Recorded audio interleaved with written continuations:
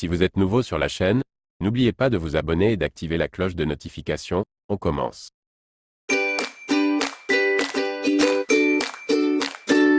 Un ancien joueur du PSG et du Barça a prédit samedi le vainqueur du choc à venir entre les deux clubs en Ligue des Champions.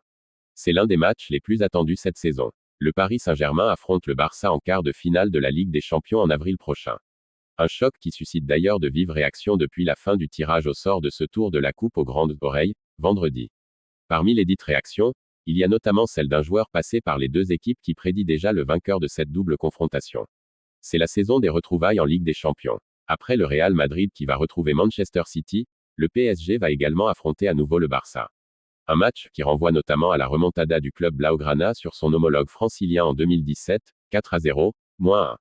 Si les entraîneurs Luis Enrique, PSG, et Xavi Hernandez, Barça, préfèrent ne pas se focaliser sur ce match référence, Ludovic Giuly estime qu'aucune équipe n'est favorite.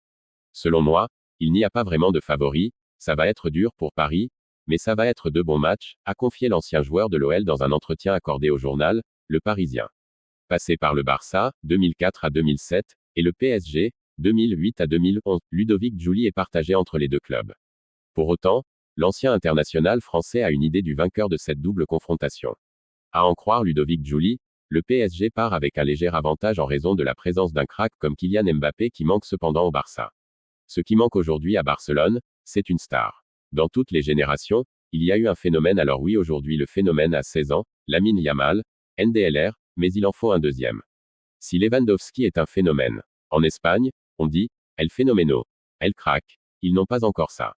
Le Barça a des bons joueurs mais il n'a pas un crack comme Mbappé et ça peut faire la différence, a expliqué l'ancien monégasque.